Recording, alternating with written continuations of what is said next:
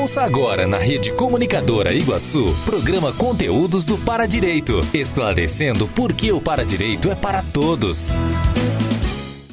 Olá, muito bom dia a todos e todas. Hoje é sábado, 31 de julho de 2021.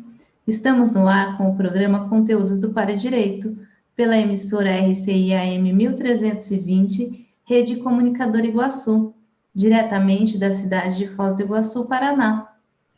Vamos lembrar que, segundo o verbete da Enciclopédia da Conscienciologia, Paradireito é a ciência aplicada aos estudos técnicos, paratécnicos, pesquisas e parapesquisas teáticas, do conjunto de normas, princípios e paraleis das manifestações conscienciais ou pensionizações justas, íntegras e retas, conforme o fluxo cosmoético e sincrônico do cosmos, a partir do emprego correto da energia imanente na vivência e paravivência da megafraternidade, porque o paradireito é para todos. Estamos aqui apresentando o programa Conteúdos do Paradireito, eu, Thaís Oliveira, e meu companheiro de rádio, Eliel Queiroz. E temos a honra de receber duas convidadas muito especiais, a professora Elisa Frota e a professora Vânia Bogado. A professora Elisa, ela é graduada em Direito, com especialização em Direito Ambiental e Gestão Empresarial, servidora pública, atualmente está na coordenação conjunta do Colégio Invisível da Paradireitologia. Conheceu a Conscienciologia em 1996 e é tenepsista desde 2004, docente desde 2010, voluntariada do IPC desde 2009 e na Juriscom desde 2015. Pesquisadora dos Colégios Invisíveis da Paradireitologia e da Ressomatologia. A professora Vânia Bogado, ela é advogada, docente em ensino superior, mestre e doutoranda em Direito Público e Econômico, pela Universidade Presbiteriana Mackenzie, especialista em Gestão Empresarial, pela Fundação Getúlio Vargas. Na Conscienciologia, é voluntária e tenepsista desde 2012, e docente desde 2014. O tema de hoje é Deontologia, holobiografias, autobiografias e biografias. Quero também aproveitar para fazer um convite para a 9ª semana e o 13º Fórum da Paradireitologia, que acontecerá entre 7 e 15 de agosto. Mais detalhes da programação do evento vocês podem encontrar através do site juriscons.org e também no link abaixo desse vídeo. Sejam muito bem-vindas, professoras, e agora eu passo a palavra para o professor Eliel. Bom, é uma satisfação ter vocês duas aqui, né, no nosso programa Conteúdo para Direito, e hoje nós vamos, então, discutir sobre a questão da temática que vai justamente acontecer durante a semana, né, do Paradireito, da Juriscons. E aí, na verdade, o que eu gostaria que vocês queriam se apresentar para o nosso público? Então, Vânia, Elisa. Bom dia a todos. Eu agradeço a oportunidade da gente poder falar desse tema, um tema que será abordado com mais detalhes, né, cuidadosamente durante a Semana da Paradireitologia. Agradeço o convite de vocês e também agradeço a professora Vânia por ter aceito, né, esse bate-papo e a gente vir aqui conversar sobre a deontologia, né, dentro da questão da holobiografia, autobiografias e biografias. Bom dia a todos. Essa oportunidade é muito satisfatória para quem está apresentando, né, a temática, para quem está vivenciando a temática, e eu gostaria de agradecer aos telespectadores por estarem nos ouvindo, e também o generoso convite do professor Eliel e da Thaís.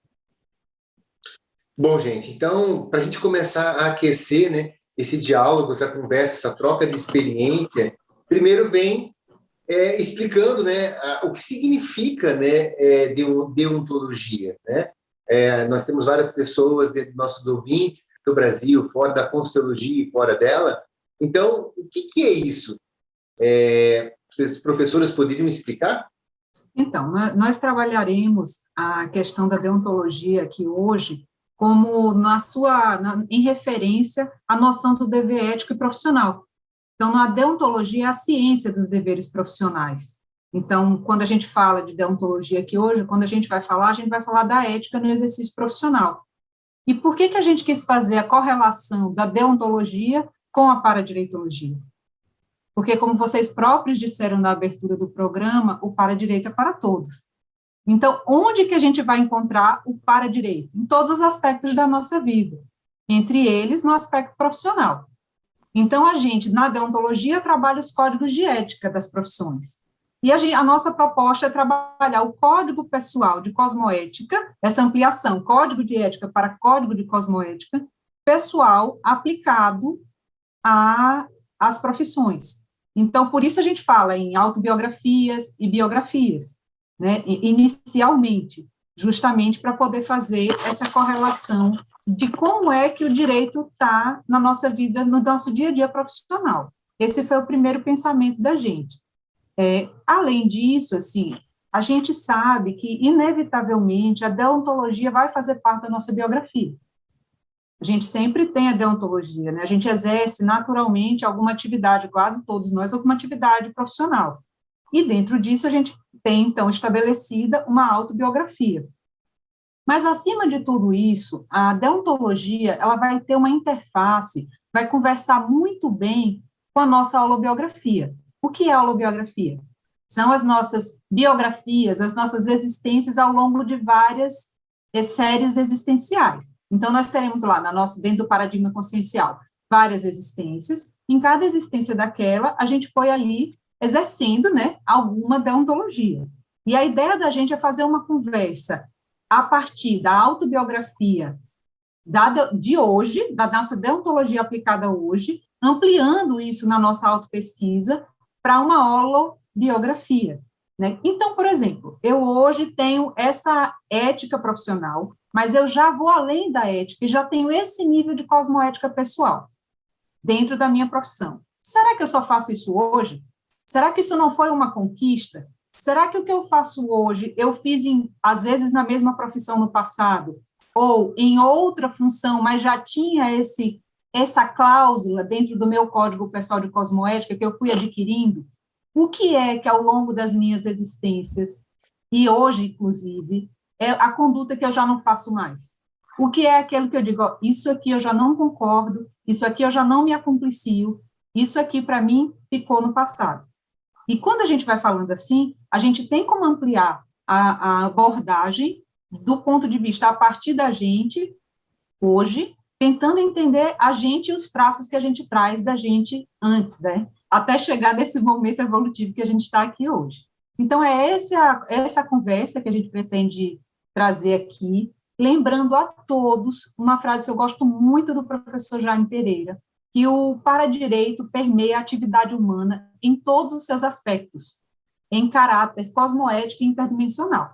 Então, o paradireito está em tudo. Então, vamos trabalhá-lo a partir de uma outra frase dele também, que o paradireito, na dimensão intrafísica, ele engloba o arquivo pessoal da vivência cosmoética. Então, vamos investigar os nossos arquivos pessoais de cosmoética. É essa a nossa proposta através desse trabalho. Elisa, você colocou uma questão que eu achei assim curioso quando você fala de holobiografia, né? E nós estamos falando assim de vidas sucessivas, vidas que eu tive no passado, tá? Mas aí, por exemplo, vamos dizer que numa vida passada eu não deixei nada escrito, eu não escrevi absolutamente nada. Como que fica para essa pessoa que não escreveu nada esse estudo da ideologia, da holobiografia dele? Ele fica perdido? Ele fica com uma lacuna? Como que é isso? Eu acho que ele fica como meta e especialmente cláusula para o seu código pessoal de cosmoética de hoje. Então, você pode ter feito muitas ações, mas não registrou aquilo, né? Não deixou por escrito, para você mesmo, noutra vida, até poder encontrar aquilo que você fez antes. Mas você pode, hoje, trazendo para o paradireito, pela sua cláusula principal, vamos dizer que seja uma principal, não, uma das principais, até mesmo uma cláusula pétrea, sair daqui com registros escritos, deixar a produção escrita. Isso pode se tornar, trazendo quando da paradireitologia, uma cláusula pessoal de cosmoética. dentro para que na sua holobiografia essa não existência passe a ser uma existência, né? Você passe a ter isso, nesse desenvolvimento. Nesse sentido, Elisa, você consegue ver, então, a relação da deontologia com o paradireito? Seria mais ou menos essa relação, uma coisa com a outra? Vamos ver a questão da sua vida profissional, tá? Vamos dizer que eu sou uma pessoa que hoje atuo na área, eu sou uma médica veterinária. Tá? Dentro da minha profissão, lá da medicina veterinária, como que eu aplico o meu código pessoal de cosmoética? Eu ainda trato o animal, fazendo com que, na hora do atendimento, de uma injeção, ele tenha o mínimo de dor possível, ou eu não estou ligando e tanto faz a dor que ele vai passar? Eu tento fazer o menor corte possível, ou eu não ligo e faço qualquer corte?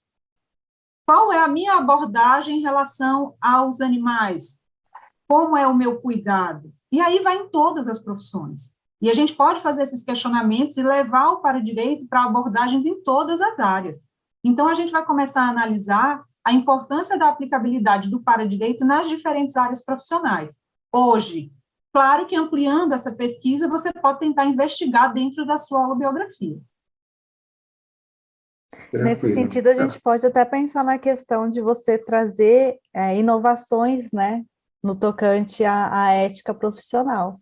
Então, uma pessoa que já vem, talvez, com ideias inatas, ou que traz com ela, né, para a profissão, algum estudo, alguma leitura de ideias que são mais avançadas em relação à própria ética já estipulada, normatizada, escrita, e vem ali colaborar ou mudar, alterar, ou até mesmo criar normas, né, que são satisfatórias no âmbito daquela profissão, mas que amplia, sim, a visão que pode ser imposta dentro do grupo, porque se percebe já ali a relevância, né, e a possibilidade de aplicação com os demais.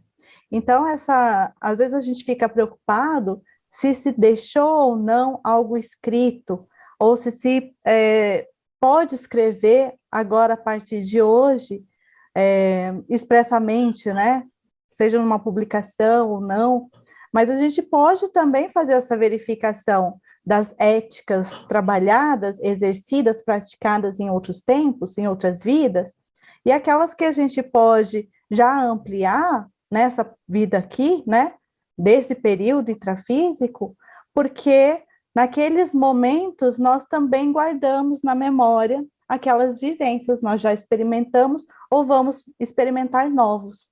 Então, a deontologia, enquanto um conjunto de éticas, ela vai estar ligada intrinsecamente àquela profissão que você está exercendo hoje, mas ela também vai estar ligada à sua ética pessoal, né? Aí a importância da gente definir e fazer essa verificação de por que eu tenho esse pensamento que é mais evolutivo, que é melhor em relação àquele grupo que eu estou sendo inserida, seja no campo profissional ou no campo social. Engraçado. Vanessa está trazendo um aspecto, né, Elisa e Vânia, achei muito interessante no sentido da vivência, né? Que a vivência dentro de um processo mais ético, mais cosmoético, é um registro, embora às vezes não escrito, mas consciencialmente vivenciado pela pessoa. Em que momento isso, talvez numa vida ou outra, isso pode se tornar pública no sentido da escrita, mas que às vezes a pessoa pode trazer essa vivência, essa experiência. Seria isso mais ou menos o raciocínio? Isso mesmo, e eu acho que tem um aspecto importante no que você coloca, que é o quanto ele foi incorporado. Porque toda cosmoética, ela passa por um processo de desenvolvimento para chegar ao ponto de uma incorporação e se tornar habitual para você. Então, as suas experiências, as suas vivências é que vão fazendo com que você vá, à medida que você vai exercendo, você vai incorporando aquele hábito. Mas teve outra coisa que a professora Vânia falou que me chamou a atenção para as atividades que nós vamos desenvolver, né, ao longo da semana da paradireitologia. Nós teremos a série Cultura Paradireitológica, justamente com o objetivo de teatizar, né? A gente tem o objetivo de aplicar a paradireitologia, por isso que ela se chama Cultura Paradireitológica, porque a gente precisa entender como é que funciona a cultura paradireitológica dentro da dimensão intrafísica. Então, a Vânia abordou a questão do que a gente vai evoluindo dentro das áreas profissionais. Então, nós trabalharemos a questão da história, ela chega na para-história, como é que é isso? Qual é a responsabilidade de um historiador? Qual é o olhar dele, o nível de abordagem dele da história, das biografias, por exemplo, um dos temas dentro da história, qual ele vai fazer? E isso chega para a história, que já vai mais para frente, na questão da arquitetura, que nós também teremos no primeiro dia do evento, arquitetura e urbanismo. Você vai trabalhar a reurbanização, né, as reurbanizações intrafísicas, extrafísicas, o processo de reurbanização do planeta. O arquiteto já tem esse olhar, quando ele está no exercício da profissão dele. E, em termos de tecnologia, o professor Renato Sampaio vai apresentar no segundo dia com a professora Neide Lisboa sobre a educação e paradireitologia. Então, ele trabalha com tecnologia. Então, como é a questão da ética, né, dentro da educação, dentro do o professor falando de ética, para alunos que vieram com a tecnologia de ponta para trazer aqui para a sociedade, né, para a dimensão intrafísica. E a Neide, a professora Neide, está lá com a educação infantil, na alfabetização, quem está chegando. O que ela já traz de novidade, né, de evolutivo para essas crianças que chegam a ela? E nós teremos no terceiro dia isso já em relação à saúde e à paradireitologia. A professora Hermânia Ribeiro, por exemplo, vai abordar já a questão da consciencioterapia, o psicólogo e a consciencioterapia, que já é uma especialidade da conscienciologia, que aborda o ser, a terapia, por um outro prisma já evolutivo. Então, a gente tem aí, né, os momentos, a vivência extrapolando aí sua holobiografia, adquirindo novas configurações. A professora Alane Aires vai falar também sobre saúde, ela é uma enfermeira, trabalha dentro de um hospital de referência de SUS, né, do Sistema Único de Saúde, de tamanha importância, né, dentro dos seus princípios para a paradireitologia. E no último dia, Vânia e eu vamos falar sobre o direito, né? Do direito ao para-direito, né? Como é que a gente lida, né, profissionalmente com essas duas abordagens, né? Porque não é a mesma coisa, está bem diferente, mas se confundem. Então, a gente vai mostrar nas nossas vivências como é que a gente tem trabalhado, né, nossos códigos pessoais de cosmoética aplicados ao direito. Não, muito bacana, muito interessante que os professores estão trazendo, né? Tanto a professora Vânia quanto a professora Elisa, e eu acho muito interessante a gente entender como que isso se aparece dentro da nossa profissão, dentro do nosso dia a dia, que às vezes a gente não se percebe, que às vezes nós temos alguns comportamentos universalistas que envolvem o maior número de pessoas e que possa ajudar um monte de pessoas, e às vezes a gente não se dá conta que isso é um pensamento, uma conduta, às vezes até paradireitológica, que a gente não toma conta disso. Muito bacana o que vocês estão trazendo nesse primeiro bloco, e aí a gente vai chamar então a Thaís para chamar os comerciais. Vamos então fazer uma pequena pausa para os comerciais, lembrando e reforçando o convite para todos participarem da 9ª semana e o 13º Fórum da Paradireitologia, que acontecerá entre 7 e 15 de agosto. Informações mais detalhadas no site juriscons.org ou no link abaixo do nosso vídeo. E você que está nos escutando, nos acompanhe no endereço da rádio RCI 1320, no Facebook Sempre RCI e no YouTube da Paradireitologia. Lembrando que o Paradireito é para todos. Estamos apresentando o programa Conteúdos do Paradireito.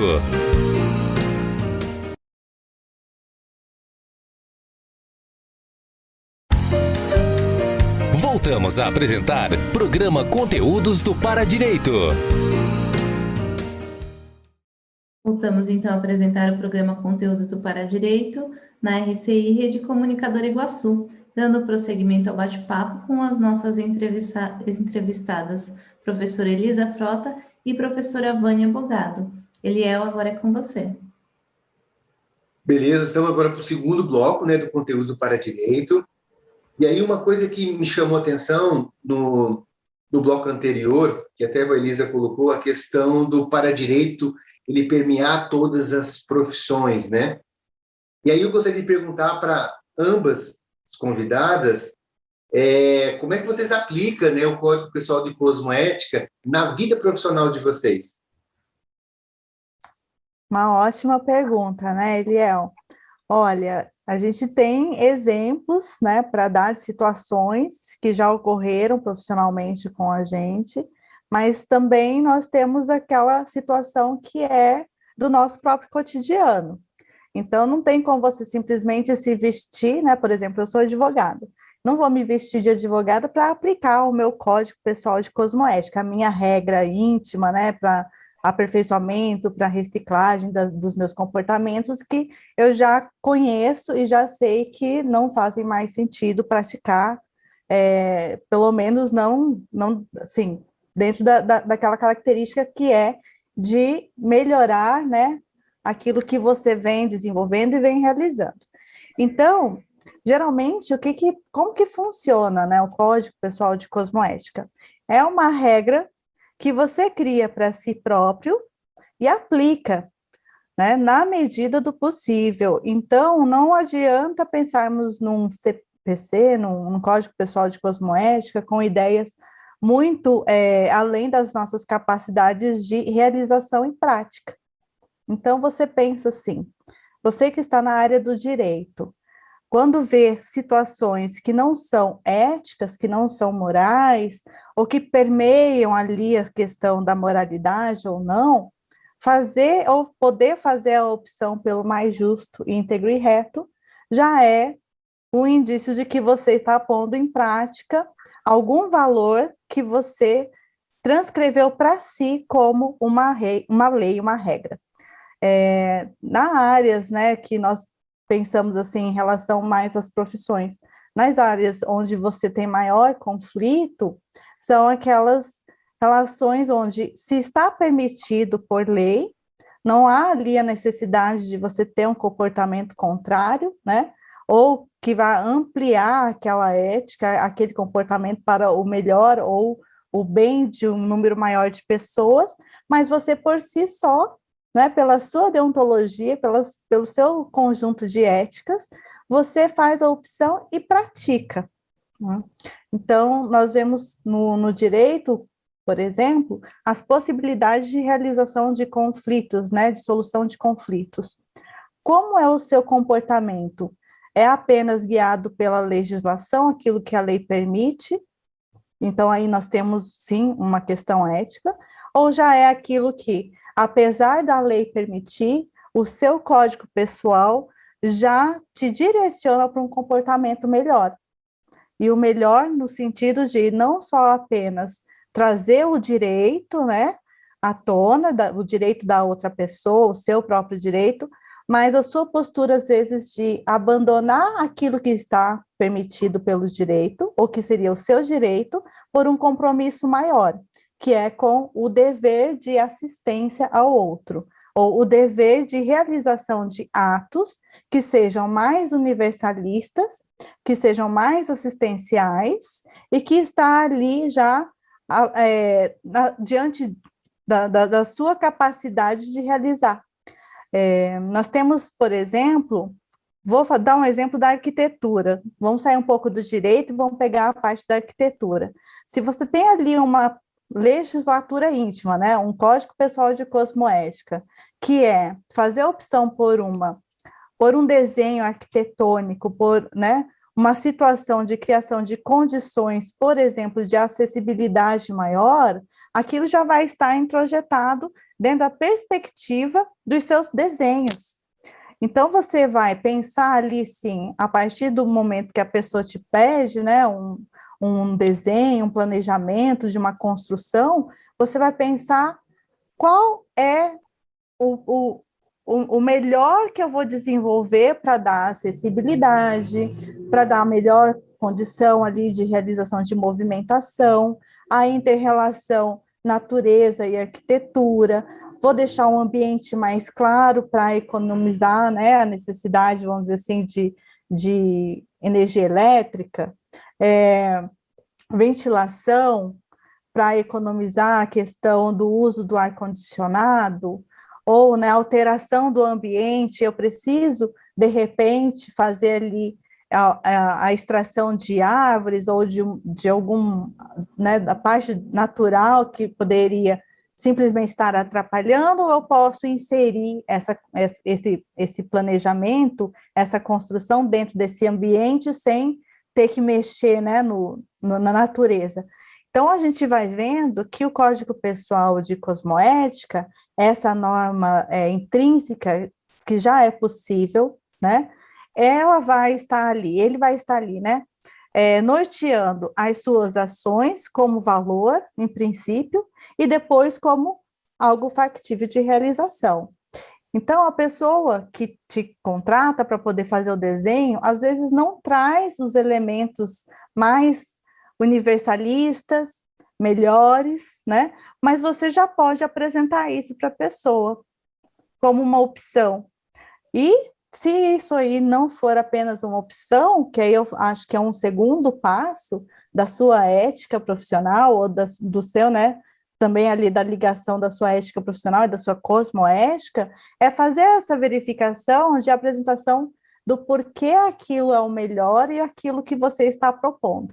Então, a gente vai vendo que há várias situações que você pode trabalhar com a ética profissional, que já é alguma coisa ali melhor, que é o mínimo do melhor que se realiza dentro da profissão, e também pode expressar aquilo que já não é mais o mínimo, mas que é o seu máximo.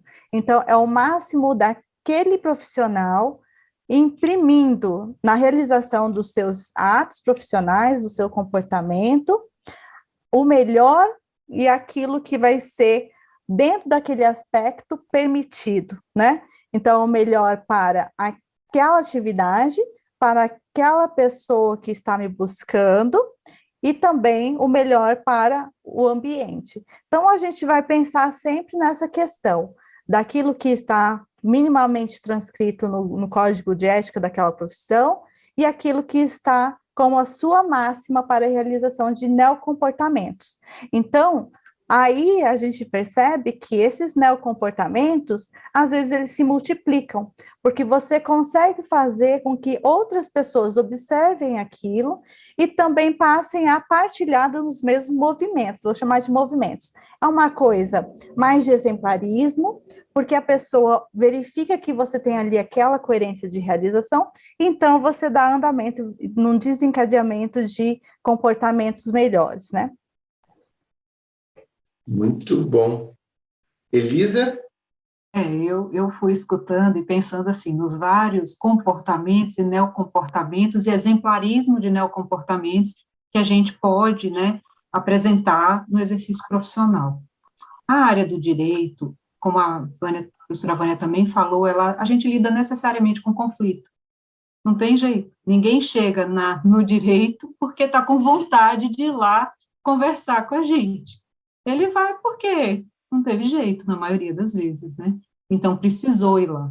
Então, eu acho que a gente já começa com a questão de ninguém vai de bom humor, né? Eu trabalho atendendo público há mais de 15 anos. Minha função é a função de servidora pública, eu sou analista judiciária, e eu trabalho na porta de entrada dos juizados especiais, recebendo aquelas pessoas que não contrataram advogado e querem dar entrada num processo. E, assim, é muito para quem é novo, né? A gente fica impactado com como a pessoa chega, depois você vai se acostumando. É muito normal chegar gente muito nervosa, muito aflita, por menor que a questão seja, às vezes a gente acha que é uma pequena questão para a gente, mas para o outro não é. Então, ele chega lá, eu até brinco, ele chega sem querer chegar, e na hora que sai eu ainda digo assim, ó, nunca dou até logo aqui, né? Porque a gente sabe que o melhor é não precisar, né, da gente aqui. Mas se precisar, estamos aqui. Mas, assim, a pessoa chega, muitas vezes, ela nunca entrou no judiciário. Às vezes, ela teve que botar a melhor roupa dela para poder chegar ali na frente da gente e ser atendida, né? Ela não sabe, muitas vezes, nem explicar o que ela quer, onde é que ela chegou. A desorganização pensênica dos pensamentos, sentimentos e energias é muito evidente. E a gente vai ali começar uma discussão, uma ação para discutir um litígio, né? Algo que não está bem resolvido. Então, eu vejo assim, no meu código de ética profissional, eu cuido muito, primeiro, do acolhimento dessa pessoa que chega, né? E eu tenho uma máxima dentro de mim, que é assim, o gosto por atender gente. Isso sempre foi assim. Eu gosto de atender gente. Eu me sinto bem em dividir, ouvir, né, explicar o direito para a pessoa, primeiro numa linguagem que ela entenda, porque isso é uma questão muito séria dentro do direito. Às vezes o advogado faz questão de manter o poder através da linguagem, né? O profissional do direito faz muito isso. E aí a pessoa não entende nada que você está falando. E onde eu trabalho, eu só vou atender naquele momento e depois ela vai seguir sozinha. Então, eu tento esclarecer o que eu posso dentro das questões, dando autonomia para que a pessoa entenda o que eu estou dizendo, entenda o que eu escrevi, siga adiante sem mim, conseguindo explicar o que ela precisa de uma forma lógica, à medida que as outras etapas processuais aconteceram. Mas, assim, eu vejo assim, a pessoa senta na minha frente.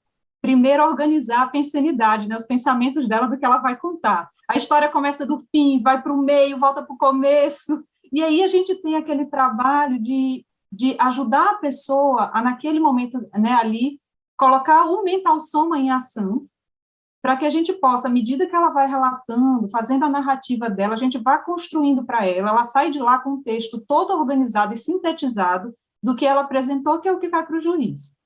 Mas nisso, eu vejo assim, um cuidado cosmoético com o outro, o respeito ao outro. Eu vejo ali uma causa, mas eu também vejo ali um ser que está na minha frente e que está vivendo algo que para ele é muito difícil.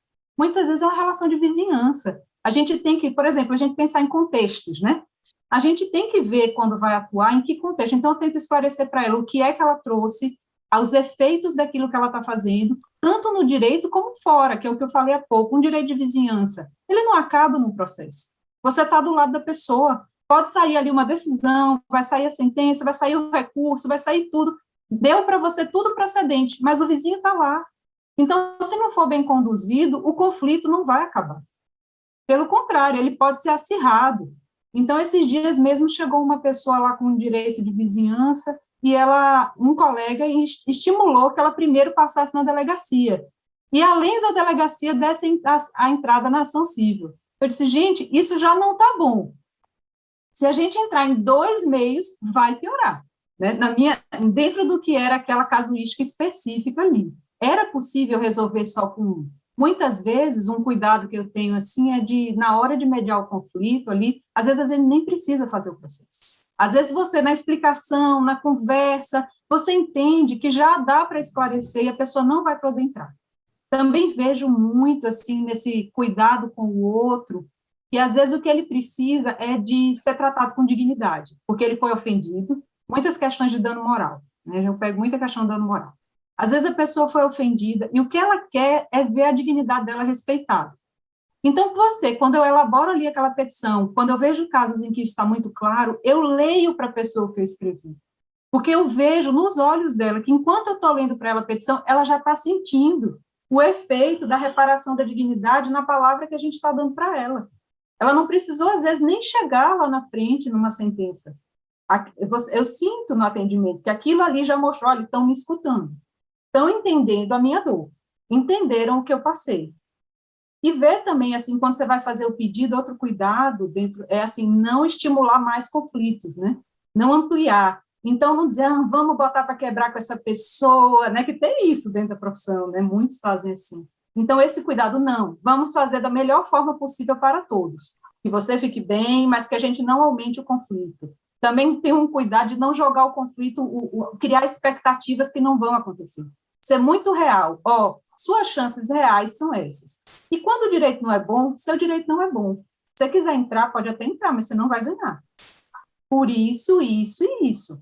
E ainda ajudo, assim, a prevenir que ele, se precisar de outra vez, ele já esteja resguardado. Então, assim, eu pego muita questão de telefonia, por exemplo. O pessoal liga, tá? Às vezes um trabalhador, gente, uma manicure, que o celular dela quebrou, né, deu um problema, cancelaram o contrato, né, lá da operadora de telefonia, e as clientes não conseguem mais falar com ela, ela para de ter a renda dela da semana, do dia, do mês, e até resolver isso. Ela chega lá muito angustiada, né? Então, a gente vai cuidando para dizer, olha, na próxima vez você traga um protocolo, você vai fazer assim, assim, assim, as suas despesas, o que você deixou de ganhar, os seus danos materiais, vai anotar, vai trazer. Então, orientar para que a pessoa consiga, se naquela vez ela não trouxe os elementos suficientes que eu precisava para a ação, ou trouxe poucos e não vão me ajudar muito, e na vez seguinte ela já venha mais preparada. Tem uma coisa mesmo que eu sempre oriento, que é o caderninho de protocolos. Eu digo, olha, tem o caderninho de protocolos na sua casa. Questão do consumidor tem que ter o caderninho do protocolo. Então, oriento isso para que a gente vá prevenindo. Também tenho sempre um cuidado assim, de deixar claro tudo que eu discordo. Não concordo, está dito, eu não me acomplicio. Isso é algo que eu vejo assim, de cosmoética muito sério. Né? E o quanto isso é difícil para o profissional. Porque quando o profissional depende do dinheiro, entra aquele conflito de interesses ali. Então, isso, na minha função, tomo muito esse cuidado. Ó, não concordo, aí, por isso, isso e isso. Bom, já falei muito, né? Tem Mas, também a situação às vezes, do cliente, né, te olhar e ver você como um instrumento para se ganhar dinheiro, né? Essa também é uma dificuldade que a gente, assim, tem que tomar cuidado para expor, pontuar. Então, às vezes chega cliente que já tem já o histórico de quantas ações ele vai gerar com aquilo. Isso é bem, assim, para a gente, nós temos que lidar com a questão ética, nós vemos que temos colegas, né, que utilizam de um outro padrão de ética e que se permite ser instrumento ali de ganho fácil. Não vou dizer fácil porque a advocacia não é fácil, mas estou dizendo assim, para aquele cliente que pensa que olha para você e vê, é com aquele ali que eu vou ganhar o dinheiro, né? E não é por uma causa, é simplesmente por ver como uma possibilidade. Isso mesmo. Não, inclusive é bom você falar isso, porque uma das coisas que eu tenho mais dificuldade é quando eu tenho que dizer que aquela ação pode gerar uma condenação por litigância de má-fé. E tem momentos em que eu preciso dizer isso. Olha, a sua pretensão pode gerar uma litigância de má-fé, porque a pessoa quase pula em cima de você, né? Então, assim, o quanto é difícil, né? E a mulher, né, você está lá e chega um homem grandão, muitas vezes acontece, com essa questão do dano moral é muito, muito comum, né, acontecer isso, tem de todo jeito, mas é isso. Gente, é muito bacana, são vertentes interessantes colocando aí, e o que eu vejo de 2 pontos importantes que surgiu dentro do campo foi acessibilidade e anticonflitividade. Eu acho que isso são cláusulas que são transversas dentro do para-direito que a gente pode levar na nossa profissão. Então, é uma coisa para a gente refletir, para a gente pensar sobre isso. Existem coisas que acontecem muito positivas e que a gente pode colocar no nosso dia a dia da nossa profissão. Thaís, nossos comerciais? Vamos fazer uma pequena pausa para os comerciais e aproveitando a oportunidade para vocês conferirem, né, no link abaixo do nosso vídeo mais detalhes sobre a 9ª semana e o 13º Fórum da Paradireitologia, que acontecerá entre 7 e 15 de agosto. E você que está nos escutando, nos acompanha no endereço da Rádio RCI AM 1320, no Facebook Sempre RCI e no YouTube da Paradireitologia. Lembrando que o Paradireito é para todos. Estamos apresentando o programa Conteúdos do Paradireito.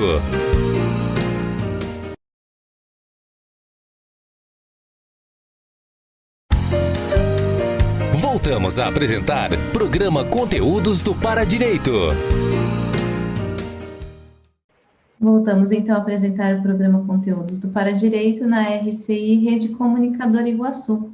Estamos entrando no nosso último bloco, dando prosseguimento ao bate-papo com as nossas entrevistadas, professora Elisa Frota e professora Vânia Bogado. Eliel, é com você. Bom, nós somos no último bloco, infelizmente, o assunto está muito instigante, um assunto muito interessante. E aí eu gostaria de trazer uma reflexão, e aí pode ser para as 2 professoras, tá? Como que a gente pode, né, perceber e desenvolver o Código Pessoal de Cosmoética na deontologia das profissões e nas autobiografias? Vocês poderiam discorrer sobre essa temática? Então, assim, no bloco anterior eu tentei dar alguns exemplos, né, trouxe a minha casuística pessoal, meu LabCom, né, para tentar ajudar no que é o despertar da cognição paradireitológica, porque eu acho que isso é um aprendizado que nós todos estamos tendo nesta existência, né? A gente está percebendo onde tem, achar aquele ponto ali e dali seguir, né, para entender. E, assim, quando a gente fala em despertar da cognição paradireitológica, a gente falou hoje muito de cosmoética, Então, é a questão da cosmoética e da responsabilidade. Onde eles estão?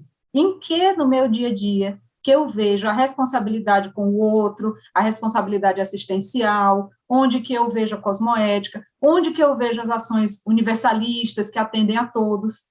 E aí a gente, no primeiro bloco, né, a gente comentou sobre uma das mesas que nós teremos na série Cultura Paradireitológica, que foi Saúde para Direitologia. Eu rapidamente falei do Sistema Único de Saúde no Brasil. Então, eu acho que esse é um exemplo assim, muito real. A gente tem um Sistema Único de Saúde com princípios norteadores que mostram muito de indícios aí do paradireito aplicado. Então, por exemplo, a questão da universalidade do SUS. Qualquer pessoa, independentemente de classe social, de idade, né, de qualquer condição, de lugar onde mora no Brasil, você pode ser atendido. A gente está vendo aí agora na vacinação, né, todo mundo tendo direito a acesso, né, respeitando-se a fila, a idade, né, não importa quem seja, você está lá na mesma fila, está aberto a todo mundo, então é universalidade. No Brasil, até o estrangeiro que está passando por aqui pode ser atendido pelo SUS. Então, é muito rica essa legislação que já existe, já é aplicado, quem trabalha na área de saúde já vivencia isso no dia a dia. A questão também da participação da comunidade, tanto na formulação das políticas públicas, quanto no dia a dia, né, ali dentro do Sistema Único de Saúde. Então, eu acho muito importante a gente ficar atento. Onde é que está? Onde é que a gente já vê? Onde é que a gente já pode perceber? E o profissional daquela área, mais ainda, porque ele estará tendo a oportunidade de exercer já a deontologia, né, profissional dele, já entrando em códigos pessoais e grupais e até planetários de cosmoética.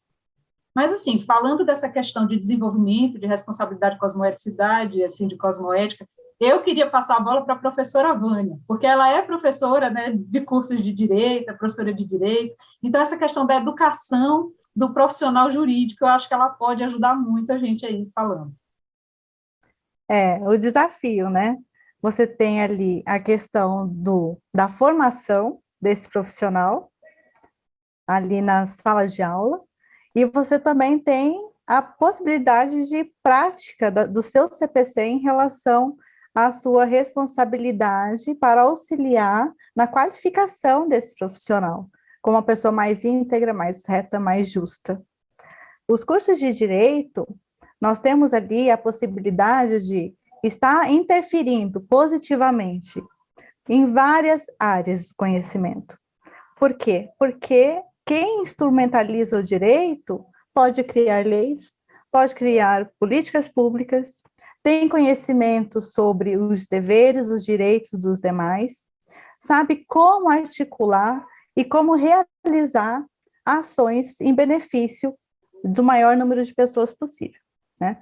A questão da educação jurídica, olhar para o direito de uma forma mais ética, mostrar, né, para os alunos, ou tentar ali demonstrar que o direito é bonito, o direito é muito bonito, né? O direito ele foi criado para regrar uma sociedade, a minimizar os conflitos e melhorá-la, né? O que acontece é que às vezes a gente vê uma interpretação do direito a beneficiar a pessoa que está aplicando, a beneficiar um grupo, né, de pessoas ali, um grupo pode ser econômico, ao invés de realizar aquilo para o qual o direito foi feito, que é ampliar as questões de justiça social, né, promoção de desenvolvimento humano no âmbito social, no âmbito político, no âmbito econômico, e assessorar, né, o crescimento dos indivíduos dentro de uma sociedade.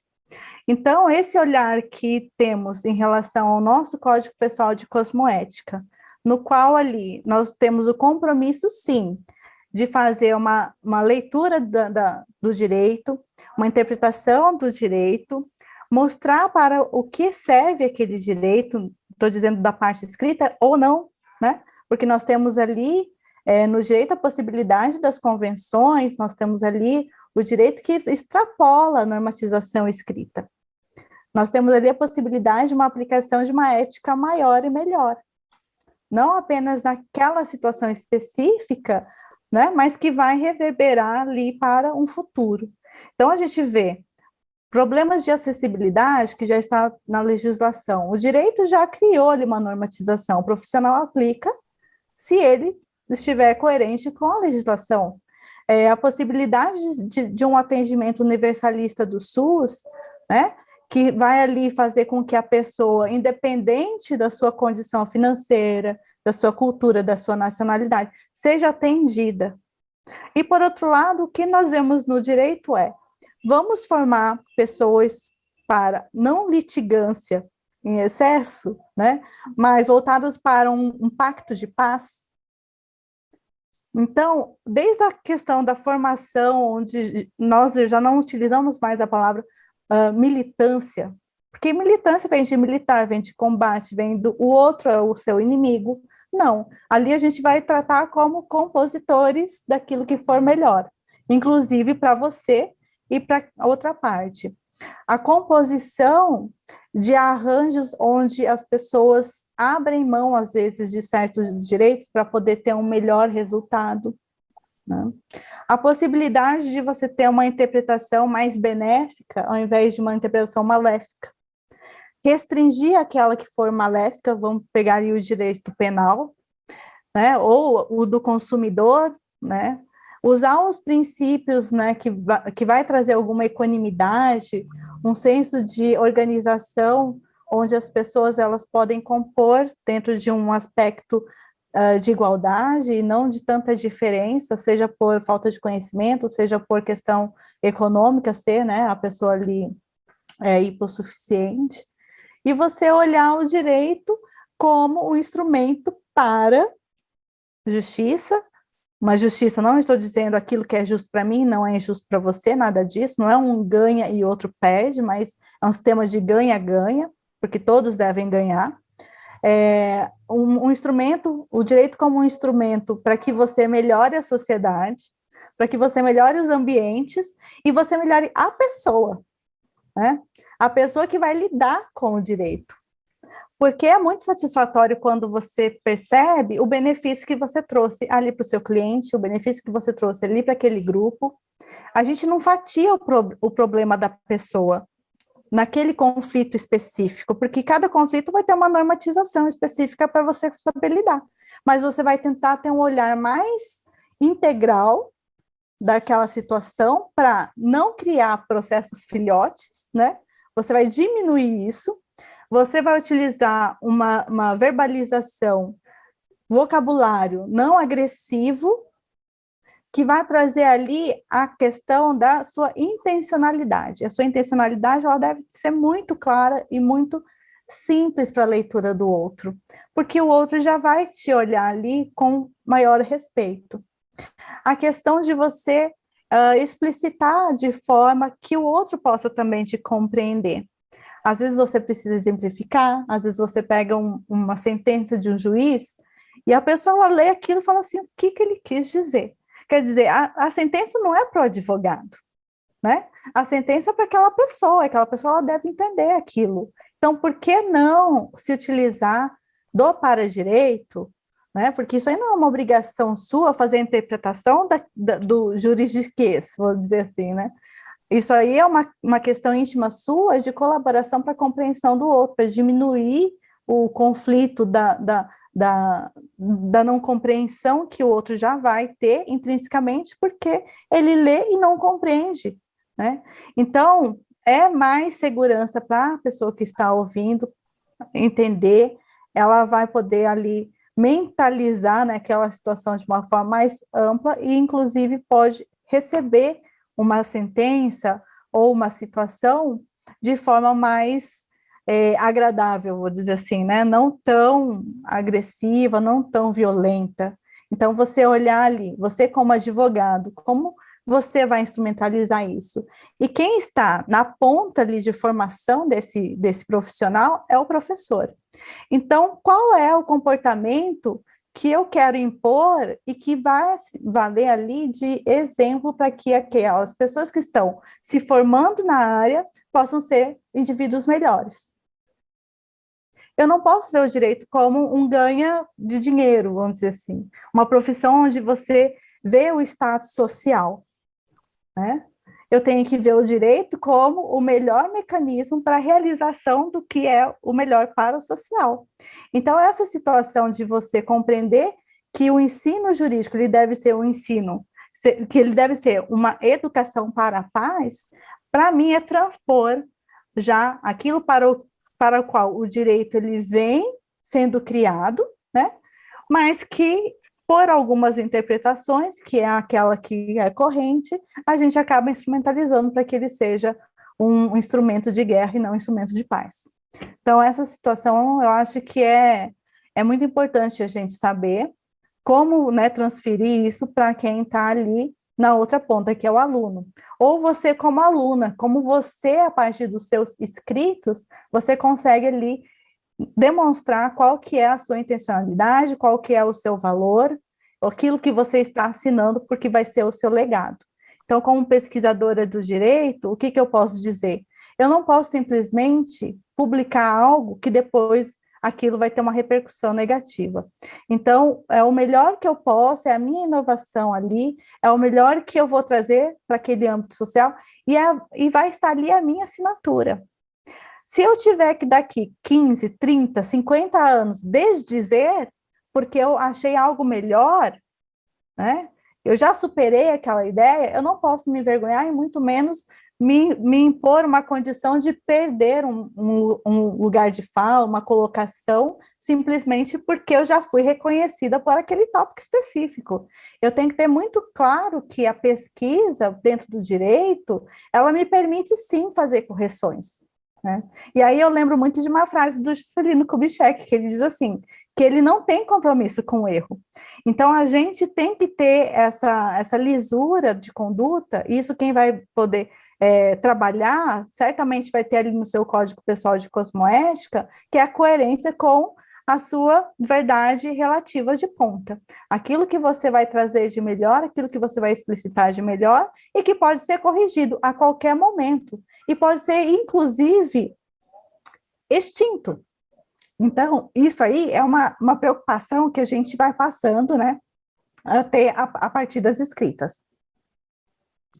É muito interessante o que o professor Evandro está colocando, e aí, aproveitando essa importância dessa percepção, existe uma pensata que a gente está trazendo aqui no último bloco para trazer uma reflexão, e aí eu vou ler essa pensata, e aí a senhora pode estar fazendo um comentário sobre essa pensata, e a professora Elisa também vai fazer o comentário sobre a pensata, de uma forma bem objetiva, e aí se faz a já despedida, né, dos nossos ouvintes.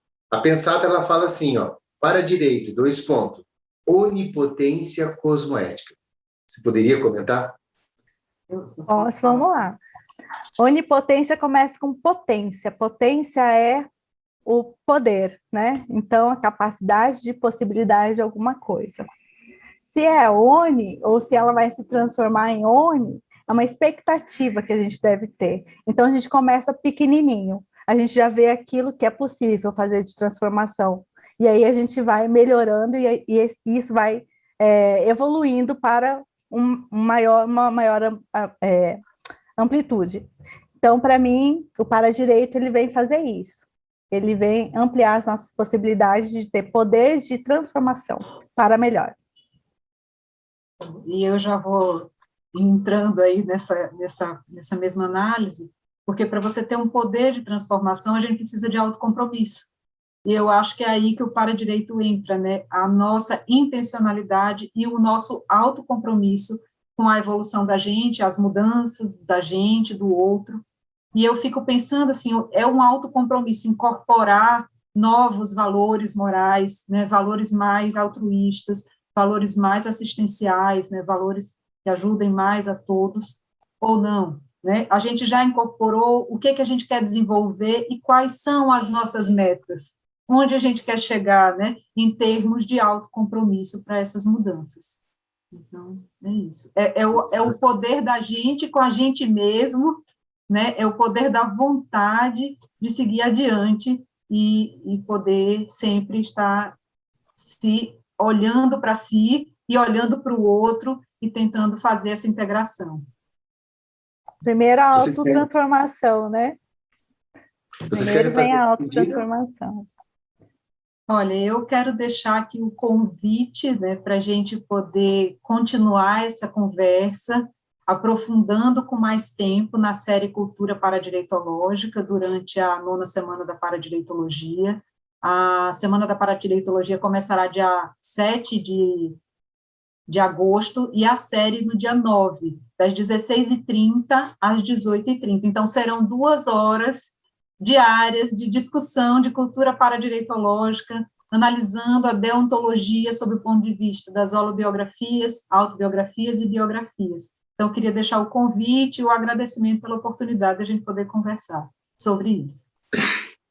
Eu quero agradecer o convite, em nome aí do Eliel, da Thaís, agradecer também a parceria com a Elisa, que é uma grande companheira, e espero que a gente possa debater junto com todo mundo, aí na Semana da Paradireitologia, o tema deontologia e paradireito.